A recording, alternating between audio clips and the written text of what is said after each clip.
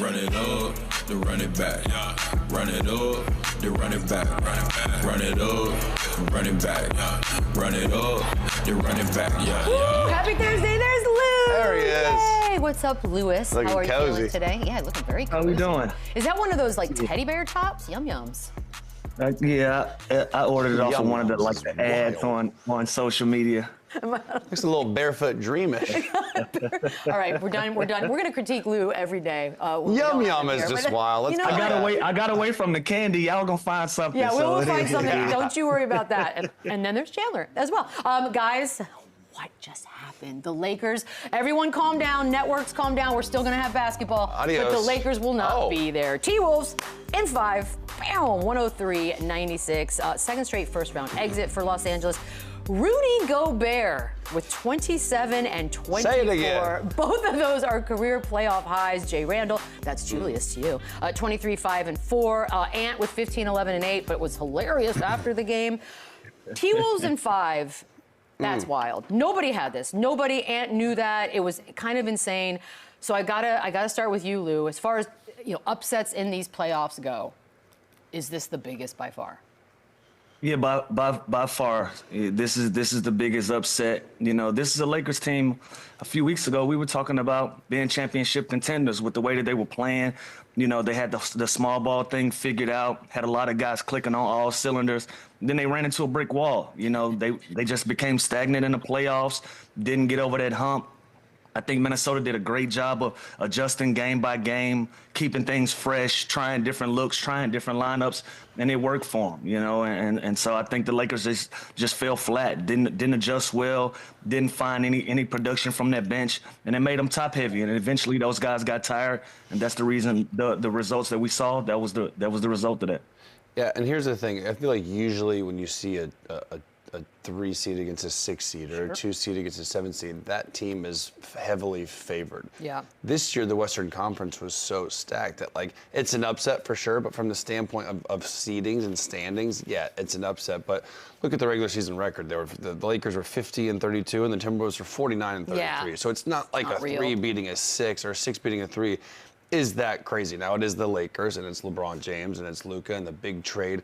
There were more, I feel like, championship expectations for the Lakers than the Timberwolves. But we called this from rip. Listen, we're wrong sometimes, but when we're right, we're right. This is a bad matchup for the Lakers. Their athleticism, what the Lakers do great when they go small. The Timberwolves offset that, and they do it better. We said Julius Randle had to equalize LeBron James. He did. He was fantastic. And then you had Rudy Gobert last night, who I'm actually super hyped for. He dominated. It's weird to not see this more often, but they didn't give him touches. They didn't call plays for him. They didn't give him the rock and let him eat. He was just doing all the little things. He was slipping, screening, offensive tip dunks.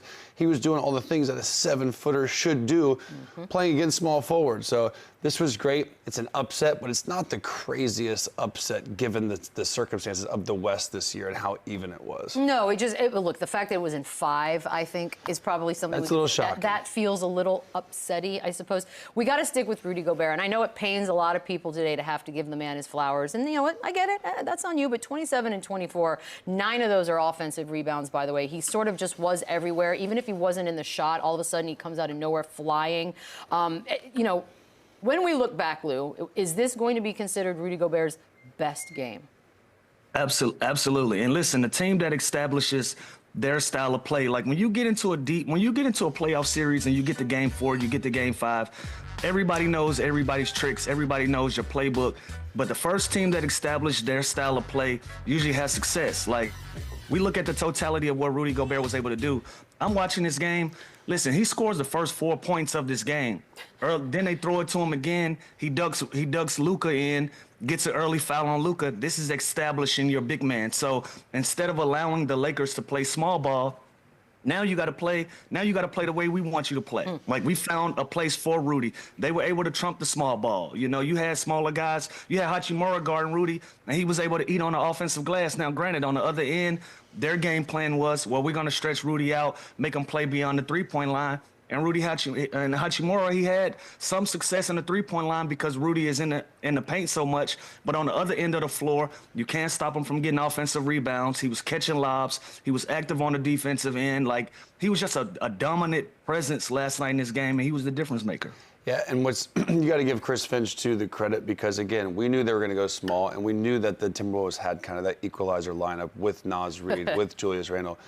They said we don't even need to do that tonight. We're going to stick with our guns. We're going to play our guy and make them the ones that are the small, make them the ones that are going to get punished on the offensive glass, and that's exactly what Rudy Gobert did. So it's great to have this versatile lineup where you have these multiple options where you can go small and be great, run the floor, shoot a lot of threes, but I love the fact that he's stuck with Rudy because he's always been an elite defender. There was early on in the series where he was getting blown off the dribble a little bit. Last night he made more of a conscious effort on that end. Maybe you need to get him going a little bit, get him some easy buckets because last night this was the best all-around game I've seen from Rudy, probably in his career. I mean, first 20-point game in the playoffs since 21. That's notable. He was playing so well, he had to go find Max Kleber and try to give him some good minutes. Like, for a guy that hadn't played yet for the Lakers, you go away from Jackson Hayes, you're trying to find somebody to match his physicality, to match his size. There was nobody out there to do that for Rudy, and that's who they needed him to be. Early on in this series, we didn't know where he fit. We thought maybe they were just going to have to play small ball. Naz Reid was going to have to play a lot of minutes, but again, when you have a guy that goes and gets 9 offensive rebounds, a double-double in a 20-20 type of game, like you have to find minutes for him, and you make the other team adjust opposed to you. So kudos to Rudy. He did everything he was supposed to do in a closeout game. Here's the downside of having a game like Rudy had last night. Now the rest of us are like, well, how come you're not doing this more often? Well, we want to see more of this, Rudy. What's happening? We expect it now. Yeah, and again, this wasn't because he got touches. It wasn't because they were giving him the ball on like a, off the block, post up, baby hook, fade away. Like he was just, it was all effort. It was size, it was length, it was energy. He did all those things that he could be doing consistently all night long. So again, I know their small ball lineup is great. We didn't know how Rudy and Julius Randle would mix. Phew. There's a way now, and there's a will, and there's a blueprint for it, and we just saw it last night. I am happy for Julius Randle. This has been very fun to watch for him. So now we got to look ahead, right? They're going to face either the Warriors or the Rockets. Time will tell who they get. Here's when I love that stats don't help us make our minds up. They're 3-3 against the Warriors this season, or 1-3 against the Warriors. They're 2-2 against the Rockets. I don't even know if that means anything to you, but do they favor one or the other?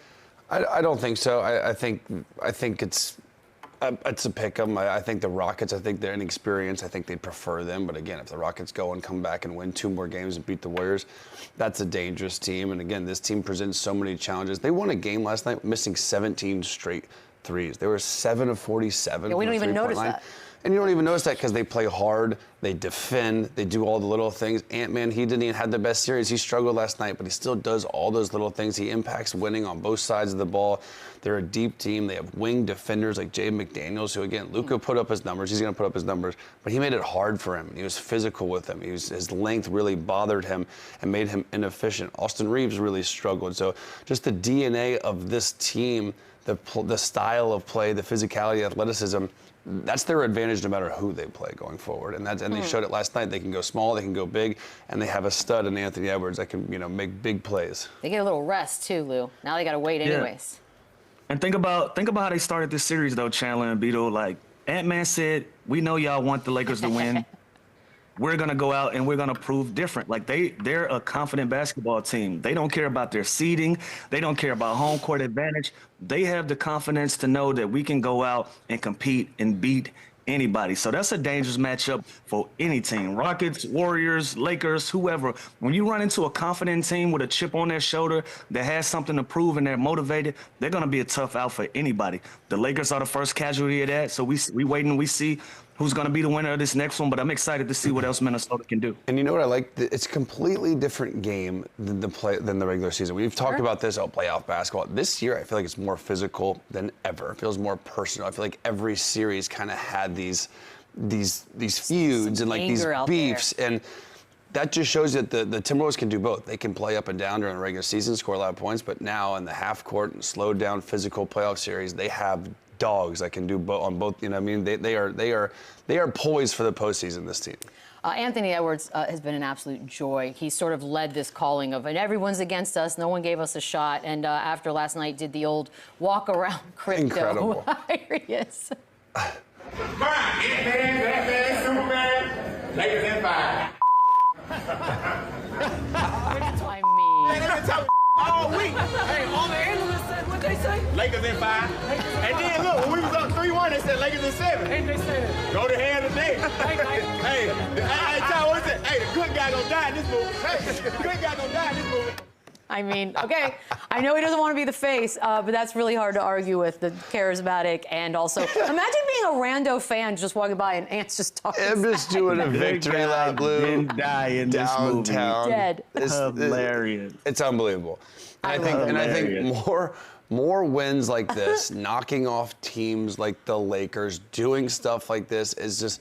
This isn't a bit. This isn't him doing this for attention. This is just him to a core, and more things like this, more, advancing and winning, for most importantly, just continues to grow the legend of Anthony Edwards. And this really made me laugh. This was incredible. It literally is his own victory lap, just talking really shit to like homeless people. With just let's go walk around real quick, make sure everybody knows. Unbelievable. I love it. And the smile, Lou, like he does it, he delivers it in a way you can't help but smile You can't yourself. hate that. It's kind of nuts. It's healthy. It's healthy for the game. And that walk from Crypto back to the Ritz-Carlton, what was that? The Ritz-Carlton. Yeah. That walk back is legendary from now on out. Now that's Ant-Man's walk. That's his victory lap. That's his walk. But this is healthy for the game. It's great. It's competitive. It's trash talking. It's everything that we needed in the year that we said that the fans weren't interested or the game was a little stagnant.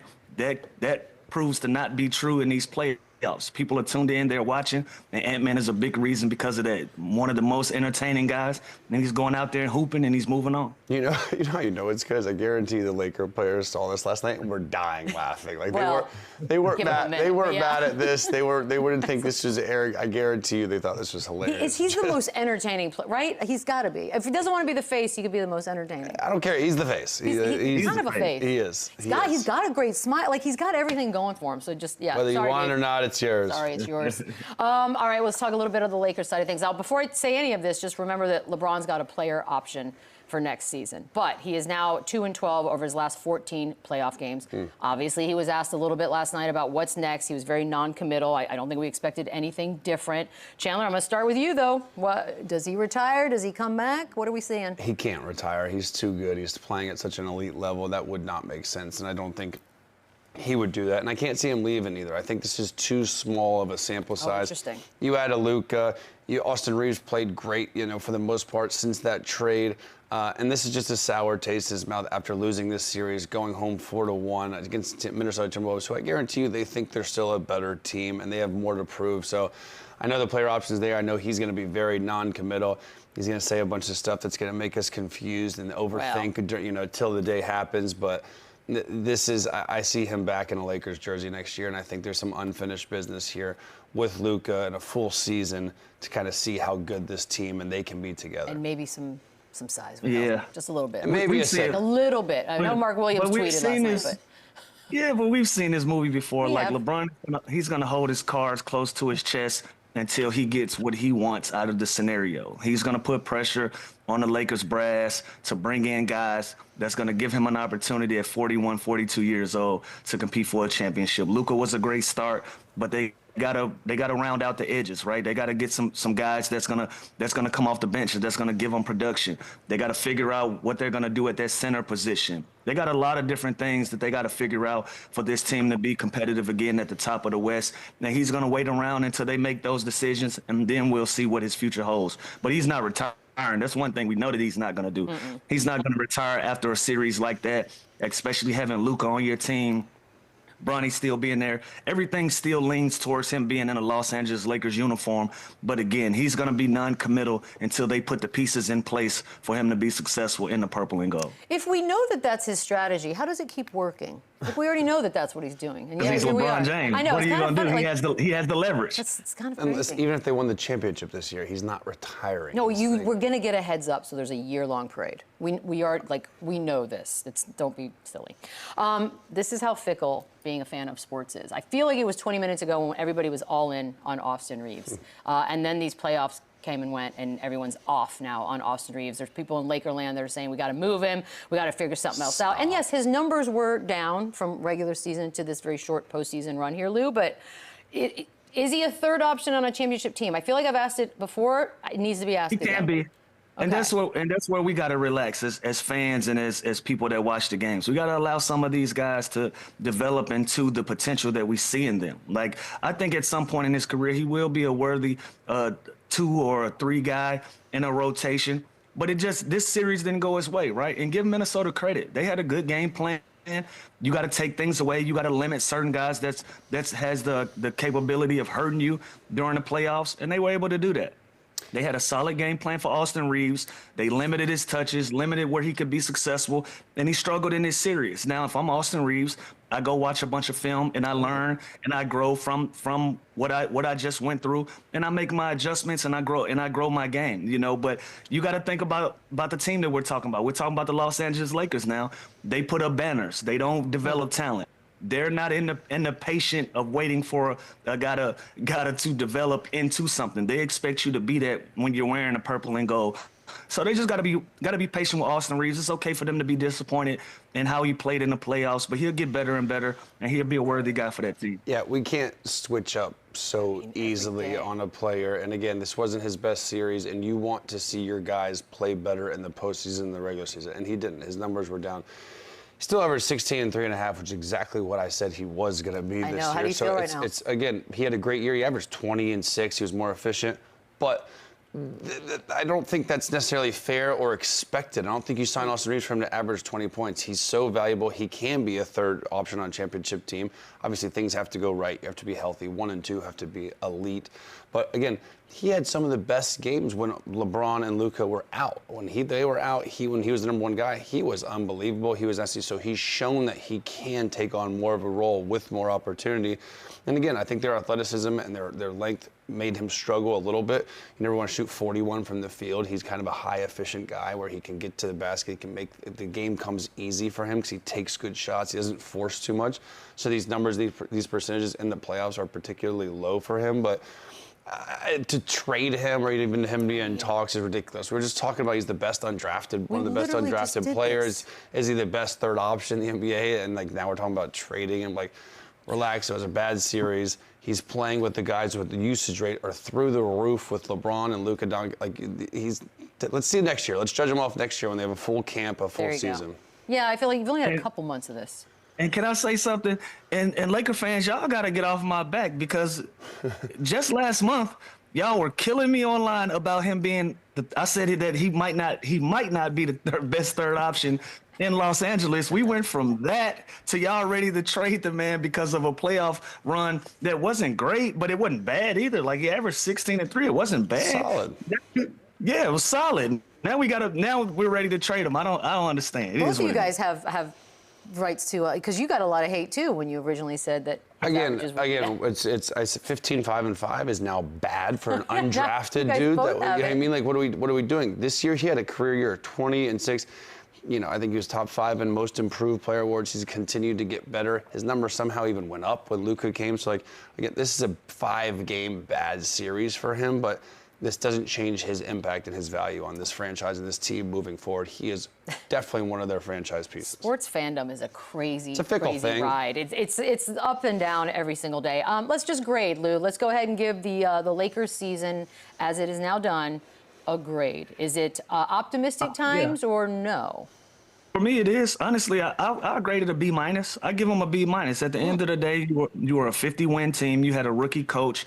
There's going to be improvement for JJ, but JJ's proven. He's a worthy head coach in this league. He knows what he's doing. Now, he did make some rookie mistakes in his playoffs that didn't go his way. He gambled in some places that didn't work out. But again, he's still trying things. He still is surrounded by a lot of head coaching experience, and he's still learning. He has a bunch of room to grow. They got the talent. They were able to adjust when Luka came in. They played some small ball. They had success there. You got some really good pieces, but again, you got to round out. You got to round out your supporting cast. You got to figure out who's going to be your consistent star lineup. You got to get somebody to come off the bench and give you anything. Just anything. And so with all things considered, I think they still had a successful season. They ran into the wrong type of team, and then they got them out of there. Other than that, I give them a B-. Yeah, I'm okay with B-, B-, C+. Like Lou said, you know, JJ Redick, first-year coach, but he's surrounded himself with vets. Like last night, the whole substitution thing on Jackson Hayes, the media asked him, is this inexperience? And he got mad.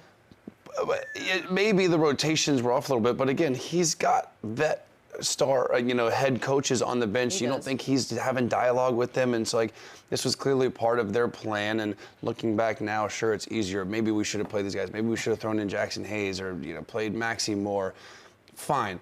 But the future is still bright here. You don't trade for a guy like Luka and not expect the future to be insanely bright. It's LA. They're going to get free agents. They're going to get wanted players to come there and join Luka and LeBron James. So again, championship, I think, was a stretch a little bit this year, but this team did have enough to win a championship. So I give them a C+. Do we overrate them? I mean, does it feel like, in hindsight? Overrated? No, because think about it. There was that month where they're like the best defense. Yes. Their offense was elite. AR's numbers were going up. Luka was starting to get his rhythm down, although he wasn't making the high percentage of his jump shots. We thought that would come with time, and he missed so much time right before the trade. LeBron at his age, and they tried to mix and match. Gabe Vincent finally got going a little bit. Dorian Finney-Smith started to be value. Rui was kind of consistent. So they do have pieces moving forward, and again, I think they do come in next season with championship expectations. They just got to add a little bit here and there, and they have to get some size. Jackson Hayes, Alex Len, Max Kleber, they got to find something more consistent with those guys for when they do run to a bad matchup like the Timberwolves. Well, Jackson Hayes is an unrestricted free agent this summer. Do you keep him? Because it seems like you didn't want to use him, or do you go find a completely different set of people, Lou? I think everything is on the table besides LeBron and Luka, and it should be Austin Reeves as well. But the fans think differently. But I think you look at everything. They gotta get bigger. They gotta get stronger at that center position. Even though they like to play that small ball, they got to go out there and find them a guy that's going to fit that mold. And you got to go out and get a big body. Now that you've seen that's worthy, like Rudy Gobert having a 2020 game. You got Jokic up the street. He's not going anywhere. You're going to have to battle him. Remember, AD is still around. You got to find somebody that's going to go in there and at least compete with these guys to give you an opportunity to win basketball games at that position when the game does go big and the small ball is not working for you as much. So everything and everybody should be on the table with the exception of a few guys. So I'm sure the Lakers will look at everything. And you always hear the Vucevic name, the Brook Lopez, someone like that, a vet guy that can stretch the floor, but that just gives you some size. He can play out of the post, that knows how to play off those stars. I feel like I look for a name like that. And the Mark Williams, I mean, think about how long ago that feel like that trade. He is what they needed. The Dalton Connect thing also, too. I feel like that whole move kind of stunted his growth. He found himself out of the rotation. He was, in talks to win Rookie of the Year, all rookie team. He can't even get minutes now. So there are some discussions internally and some decisions they need to make, but priority is for me, is to sign a big. Lou, I know J.J. Redick was a little snappy last night with the media. We already know that he didn't sub second half, game 4 last night. No Jackson Hayes. Kleber got the call. So I don't know. He's not going to admit this, but we can, I suppose. Is this just a case of perhaps first-time coach? Maybe the lights were a little bright, got a little too smart. How would you assess what J.J. Redick did here? I wouldn't say the lights were too bright. I gotta give Coach Finch a lot of credit. Again, he forced Rudy Gobert into the position where he was a dominant factor, and he forced J.J. Redick to try to make adjustments on the fly, and he had to try things. He had to go to a guy that he hadn't had the opportunity to try to put on the floor as of yet. But when Rudy Gobert is dominant and you've given up on one guy, you got to try something else. So that's more of a credit to the Minnesota Timberwolves, more so than a slight to J.J. Redick. He put their backs against the wall. He made them try things that they weren't comfortable with trying, and it didn't work out for the Lakers, and it worked for Minnesota, and that's why they're moving on. Yeah, and you don't think during timeouts JJ's looking at Nate McMillan and Scotty Brooks, his vet assistant coach. He's like, hey man, you think we should shift? Do you think we should put in Jackson? And again, there's definitely conversation. So yes, it's easy to blame J.J. Redick. Oh, it's his first year, he's inexperienced, but that's why you surround yourself with those type of ex-head coaches that have been there before. So no doubt in my mind there was conversation, but they felt like they could still beat this team. And you thought Rudy Gobert was going to have 27 and 24 and dominate, you know what I mean? So this isn't the craziest thing to continue to go small and do what you do best. But sure, could he have made some simple rotations and switches when Rudy started dominating the game like that? Yeah, fine. But again, I can't blame to inexperience because he's got plenty of experience on that bench. Man, he did not like that. He didn't love it. He did not like that question at all. We're going to take a quick break. Man, we just did 24 minutes on that. Well, just it is on the Lake It show. is the bye-bye of the Lakers, so I totally get it. We'll be back with some more Run It Back. Run it up, run it back. All right, we got to talk about this. This was insane. Warriors Rockets. This was just a blowout. 131-116. Didn't Hit his feel like hand. that. Yeah, so we're going to get into the Dylan Brooks and the Steph Curry of it all. Van Vliet with 26, Brooks with 24. Curry had 13 and 7. It felt over in the first half. Steve Kerr actually waved the white flag, put in the backups, and then they started to kind of fight back a little bit, which I thought was interesting, but not enough. So I got to ask, a young Rockets team, they got to feel mad confident going back to San Francisco. 100%. A win like this shows me and gives me confidence that, look, we're a better team than this team. Like, we can beat them at their own game. We can muck it up. We can get physical with them. We can get out and run. This is the type of dominating performance where, again, we're still down in the series, but we have a lot to prove and that we can hang with this team. And again, this was, like you said, it was over. It was weird. Quick. This was an ass whooping. On the other side, this has to be eye-opening for the Warriors that we need to clean up a lot of things. The only good news is they were able to rest guys. They were able to get them off their feet with Jimmy being banged up and pulling guys out. I think that obviously is a good thing. But man, this series now is real. 3-2, and the Rockets have all the confidence in the world going forward. It feels pretty good, Lou. I'm wondering, do the Warriors feel a lot of pressure today? No, I think they waved the white flag because they have a lot of experience in this area. Last night they laid an egg and they knew they laid an egg, so you throw the white flag in. I'm gonna allow my guys to rest up. Let's get ready for a closeout game. Like let's get ready for a big game. And we've been here before. We have the capabilities, we have the personnel, we got everything that we need, that we feel like we can win a big-time Game 6. And so why not go out there and why not go out and prove it? You know, so that's what I saw from Steve Kerr. He realized that his team just didn't have it. Why keep these guys on the floor longer? Let's start preparing for the next game, especially when I have a Steph Curry, Draymond Green, a Jimmy Butler leading my way. I feel really confident in my chances in going to close this thing out. But you got to give credit to Houston as well. They played like they were the number 2 seed. You know, we've given a lot of credit to Golden State because Golden State has been the more aggressive and a better team in this series.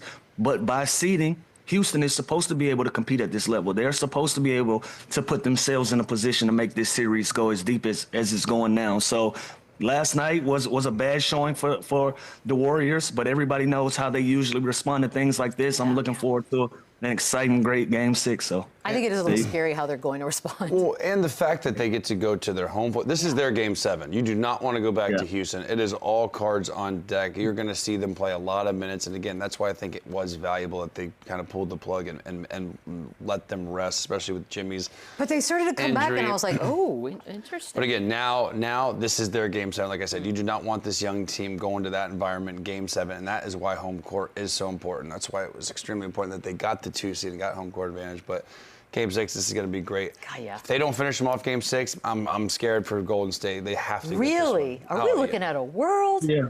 All these young teams. Warriors and Lakers like it. possibly out first round. I can hear people crying in the office. This is going to be sad. This is a big one. This is Game 6. It's all on the line. Game 6. It's kind of a big deal. Let's talk about what the Rockets did, by the way, because even in our little thread, Steph and Jimmy were scoreless for the first 18 minutes of a game. And 18 minutes in an NBA game is forever, Lou. So A, what did the Rockets do? And B, how does Golden State fix that in this next one? I just think they got to be themselves. You know, last night they just didn't show up. The Rockets jumped on them early. They were able to play with a lot of confidence. The ball was moving around. Amon Thompson was having a night. So when you have guys like that that's rolling, it's difficult to run it. And again, we're talking about a team that's won 4 championships. In the years that they didn't win championships, they still have deep playoff runs. They have so much experience in this area. Steve Kerr knows the pulse of his team. He knows what the vibe is. He knew last night wasn't their night. And again, when you're going home in a closeout game and you know you got an opportunity to go to your home court, I'm going to bet on myself and I'm going to sit these guys. I'm going to allow them an opportunity to get an extra hour or so worth of rest. And we're going to get ready for Game 6. You know, so if I'm Golden State, I feel very confidently about my chances in closing this thing out in the Chase Center. On the flip side, if I'm the Houston Rockets and I can force this thing back to my court, now I feel like I have the advantage. So if Golden State doesn't close this thing out tonight, we're looking at a completely different series going the other way. Yeah, and how about Udoka too? We give Finch credit for sticking with Gobert and sticking big when the Lakers went small. This dude's gone pressure full court 94 feet. This guy's went to a zone. This guy's went switching. This is the beauty of playoff basketball. You take away what they do better, and you keep continuing to counter with that. And Udoka has done a beautiful job switching everything, switching coverages. He went to a zone last night that really stifled them. So like you can look, he's throwing everything in the kitchen sink at them. So interesting, Game 6. It'll be. Did you really just use that? Awesome. Oh my God. I'm going to mock him in this commercial break. We're going to take a quick one. On the other side, Omar Benson Miller. I don't know if you've heard of it. Big O. Yeah, we're going to talk some hoops with him. Yes, sir. Run it back, run it up, run it back. Oh, I love this so much. Usually we have a highlight video, and we want to just put like a montage of all your roles, but then it's going to be like a weird. Omar, how are you doing, first of all? Congratulations. It's funny. That's what they've been doing online. Everybody's been doing a mix and mash up of 8 Mile and Sinners and Transformers. It's been a lot. What's up, y'all? It's a good run. I know. Let's run it back. We can't talk any basketball until we talk about Sinners, and I'm so excited to be even asking you this question because hottest movie. Everybody's talking about seeing it multiple times.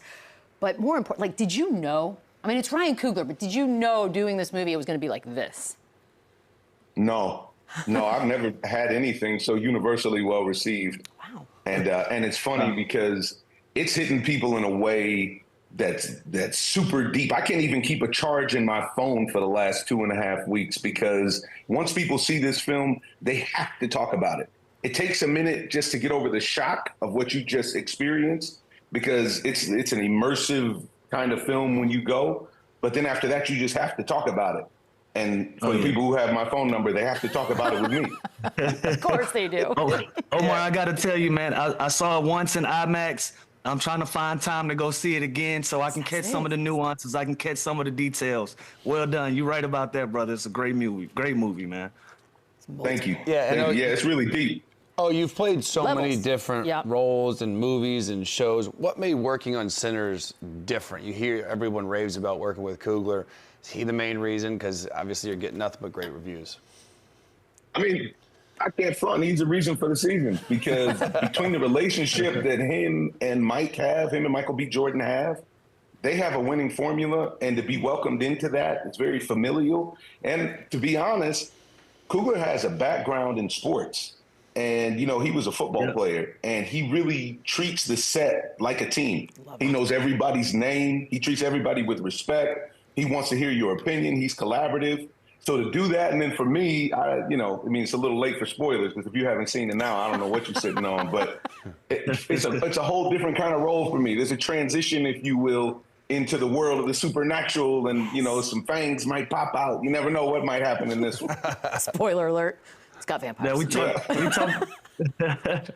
talked about sports and being on set and how Ryan Coogler has treated it. But word has it you're a Clippers fan over the Lakers. Is that true? And if so, how did that happen? And by the way, that makes me happy. I'm a Clippers guy through and through. But is that true? Are you Clippers over the Lakers? Bro, who are you talking to? I was courtside a couple times watching you with them Clippers. It ain't for me. We're projecting. For the people, they need to know. Yeah, that's what it was. I have to be honest. I grew up here, and I grew up amongst nothing but Lakers fans. And when I was a kid, I'm right at the cusp when Michael Jordan became the one. So I was always salty when the Lakers just ran amok all throughout the 80s. And, it's funny because now they're, in my opinion, they're the greatest team of all time. But when I was a kid, the game I got to go see, my best friend's dad took us to go see the Bulls play the Clippers. Because back then they played at the sports arena and Clippers tickets were so cheap they couldn't give them away. Well, when Michael Jordan came to town, no, you couldn't get a ticket. And somehow or another, my best friend's dad finessed some tickets. And I got to see him play when I was a little boy, man. And it just changed my mind. And that kind of transferred the love to the Clippers. And now we're looking at elimination. So worst case scenario, we go fishing, but we go fishing after the lake shot. There it is. I was going to ask you that. And I know as a fan, because I don't know if you're like me, but I feel very superstitious about, I don't want to celebrate too early. Yeah. I don't want to. But the Lakers being out, doesn't today just feel sunnier than usual? You got 24 hours, hopefully longer, to enjoy it. How are you feeling about that, really? You know what, though? I don't like to see it because I like to see LA win. And in all honesty, it's been feeling like we've been losing this year, you know, between the Fires and the Lakers, and, you know, things just haven't been going right. The Dodgers picked the city up, and ever since the clock turned to 2025, things haven't been going right for us. So I really hope the Clippers can come through. But they make this blockbuster trade in LA, but they don't complete the situation. The size still matters. And we got size in Zubac, thanks to the Lakers, by the way. But they never went and got any more size. Yeah. They got Luka, which is great. And obviously you have Bron, the timeless legend. But this is a young league, man. And I've been listening to the show, listening to you all. And the main thing that I'm seeing is this seems like the true passing of the torch here. I like it. There you have it. I like that. And listen, the Clippers are facing elimination tonight, and one of the guys that's going to be pivotal in that game is Kawhi Leonard. And we've had the debate, is Kawhi a top 5 small forward of all time? What's your opinion on that debate? And is he the guy to get them over the hump for a championship? Before you go, I know your reaction. I did the same thing, top 5 all time. Then you start naming them, and you're like, you start naming them. Top 5. He's thinking. LeBron, KD, Bird. And then? Get out the way, Chandler. Pippen. I'm just saying, because I know when you hear it, when you see that, it's like, damn, is he top 5? He's been hurt a lot. But, like, when you think about it. He's thinking. I can't go top 5 of all time. Nobody in my top anything really is a load management guy. And I'm glad that they're doing load management for Kawhi. And I think tonight actually is going to make a very big determination for the league as to whether or not that's justified. Because if you load manage for years and my man's knees have been bonked, and, you know, clearly I need to meet up with his doctor because whatever he's doing, he looks like regular Claw now. His knees look great. He looks great. I think he's going to help pull off the dub tonight because he's a dog. But if all the load management results in you guys getting eliminated in the first round, what are we doing? Yeah. It's fair. It's fair. Agreed. Now, on the other side of that, everybody play. I just want to see guys play the game all the time. Every time. On the other side of that, it took 3 MVPs, but now NIKOLA Jokic is considered one of the best players in the world. Would you agree with that? And are you a fan of his game? What do you think? There's no way to not be a fan of Jokic's game. He's at this point, he's like the OG at the park. He's giving you a slow motion game, but it's super effective, and you can't stop it. And he plays such a smart game. It's fantastic, but also think that the vulnerability in his game is somebody that's athletic with size. And so I don't really believe that you need to try to avoid Jokic because you can't, but I believe that you have to go at him if you're going to beat them. And you know Jokic is going to get his. There's a great chance he's going to get a triple dub. But you have to force the issue on him on defense because offensively his game is extraordinary. Yes, it is. So what, you think the Clippers get it done tonight, though? And I'm going to the game. Are you going tonight? Man, I've been back and forth. I've been thinking about it. It's kind of hairy in the streets right now for me because, I mean, it's a great point. I went to the farmer's market the other day, and this old lady almost gave me the cornbread and tackled me. She was so excited about the film, and she just had to talk about it and blah, blah, blah. So I've been laying low. I think I might just watch it in the backyard on the big screen, but you know what? Man, no, you gotta go. This is the time to go. Go out there and get your flowers. Get your flowers right now. Man, these digital flowers are over the top. I told you, I probably can't even get into it, though. My phone is going to be dead. I don't even know how they're going to let me in, just on facial recognition, I guess. But this, I think the Clippers get it done tonight. But in all honesty, getting it done tonight isn't enough. Yeah. You know, because this is a 7-game situation where the Nuggets are former champs, and they got dogs over there. So I really want the Clippers to get it done. They got a great mix of the youth movement and the vets. I really hope they can do it, but, you know, my fingers are crossed. The Clippers don't give you a lot to cheer for historically. Yeah. If we just take Clippers out of it for a second, when you look at this landscape of what's left in these playoffs, who's the scariest team in your opinion? OKC. If we talk about the West. Any of them, yeah. The kid SGA plays the game so smooth. He's relentless to the rack. The jumper is wet. The mid-range is wet. And they have size, and they can run you out the gym. They kind of give it to you however you want it. I'm a big advocate for the NBA first round being 5 games instead of 7 games. And in my opinion, it should be, because as far as the seeding goes, the better team's always going to win in 7 games. You have a chance for upset and surprise and whatnot in a 5-game series. Those guys, if you look at how their series went, it didn't matter how many games they played. They're the #1 seed, and they showed you why. I think they're a scary team. I really think that it's going to be interesting. I was just listening to the segment with you guys. I'm really interested to see what happens with Golden State and the Rockets. Yeah. Because the physical game seems to be giving Golden State problems. Mm-hmm. And obviously they're aging out as well, but they got champions on that team. They got dogs on that team. So I'm the sleeper are the Golden State Warriors. I don't know if Minnesota is as real as they just presented against the Lakers, or if the Lakers were just a fake show. But it's a good playoff tournament this year. I love it. I've loved these playoffs so much. I think it's all been really, really fun. I'm only asking you this because I know you tweeted about it as well during All-Star Weekend, sort of a displeasure with the game itself. And now, of course, the league's like, no, we're thinking about U.S. versus the world. Duh. Would you buy into that? You know, that's fine, but I don't necessarily think that that's the answer.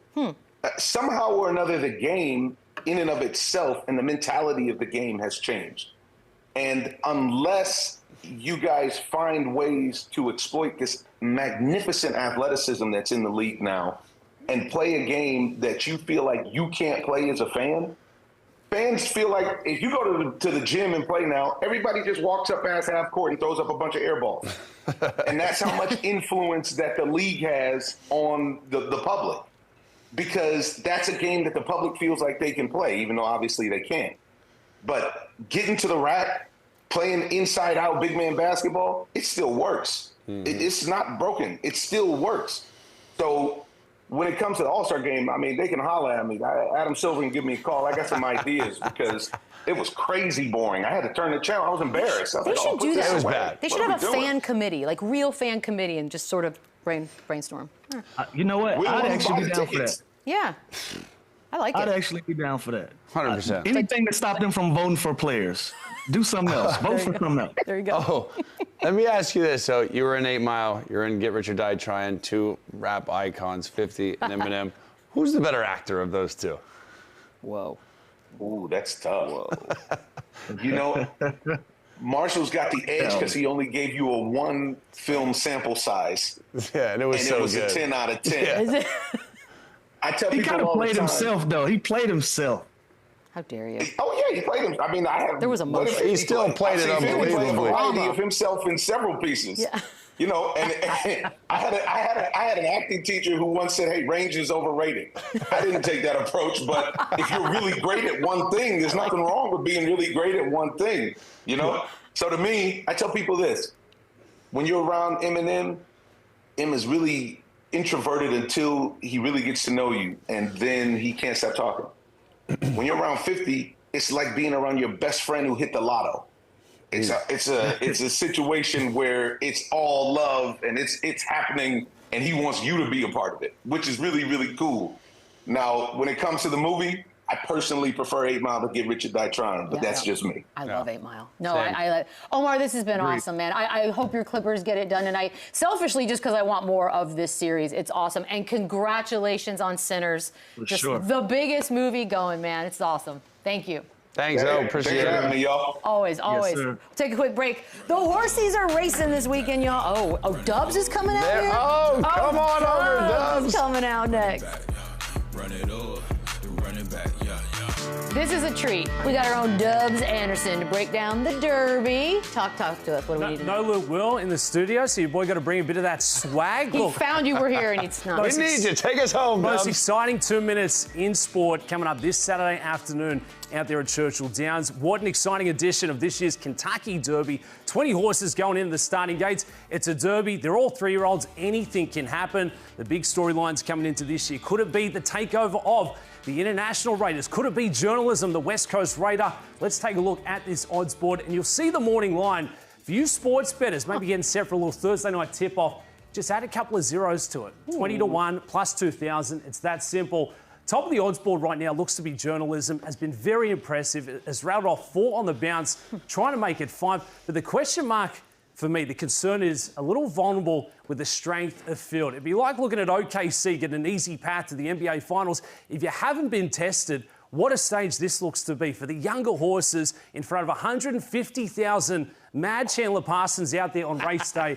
It's a tall order. And for me, guys, I'm going to go with something we haven't seen prior. In the history of the Kentucky Derby, no Japanese horse has ever got it done, but this is the year. Luxor Cafe has made that trip across, gets the magic man, Joey Moreira, in the irons, and you look at the pedigree, son of American Pharoah. American Pharoah won back in 2015, so we've got that synergy being a 10-year anniversary, sitting at plus 1,500 on the morning line. I think we see a bit of movement, but right around 12, 13 to 1, plus 1,300. Shut the gates, sign me up, let's chase. That's your, you know what? I think I want to go with the favorite here. No, you're so boring. By the way, I didn't know. I'm a journalism major, no, you're Michelle. Not. You majored from the nothing. University of Florida. You didn't know. So you know what? I'm going to take that OKC path, and I'm riding with journalism. That's the worst horse on the board. Well, it's the only one I can pronounce. Guys, there's three things I do really well. It's play golf and bet on the Kentucky Derby. And I'm telling you, Luxor Cafe has a very good chance of getting it done. Okay. And look, the beauty of race day here is it's a monster field. We see such big prizes. It was 2 years ago we saw Rich Strike at plus 8,000 getting it done. It's just a great unknown. Give me Final Gambit. I think Channing Tatum did a great job playing Gambit in the last Deadpool. I'm going to take that one. Final Gambit, Channing Tatum, great actor. Yeah, thank you. This is how I pick like my... young Dubsy. What about for you, Chandler? What can we go with? He's so boring. Don't do I don't. I mean, I'm not allowed to go with the top dog there? What about publisher? Why not? Unproven, yet to win on a big stage, but gets one of the best riders in the world, Irad Ortiz. And back in the Florida days, Chandler Parsons, a great rider in his time. I think I missed my calling as a jockey, Dubs. I don't know. I think you're a little too big for this one. But, hey, you've been out there. It's a fantastic sporting event. It's the Super Bowl of horse racing. It's Amen Corner on a Masters Sunday. And the NBA Finals as well. I mean, there's parity this year for you basketball bettors, basketball players. It still feels like it could be wide open. Same too for this year's Kentucky Derby, and you can play it over there with the FanDuel team. Just click on that little horse racing icon, and it'll bring you right up. It's the connections, the jockeys, the trainers, but so much has to go right in just the space of 2 minutes. Who do you have in the NBA Finals? I think be wary of the Denver Nuggets sitting at 38 to 1, plus 3,800. I think they could bounce the Clippers. Okay. You look at the Clippers. Could happen. They turn the AC on. Kawhi Leonard, he could go missing. Be careful of the champs. Creme de la creme will rise to the top. I've said it, and we'll see it on Saturday. Churchill Downs, Luxor Cafe, the first Japanese horse, to win the Kentucky Derby at a price. ShamWow, plus money I like peaches. the history there. Let's see, Chandler Parsons, you couldn't have been a jockey. I'll see you on the golf course in 2 weeks, Chandler. What's the cocktail? With the better brother. What's the cocktail, Kentucky Derby? The Mintula. Have a great You got to shotgun it. I want some of those. Run it back, run it up, then run it back, yeah.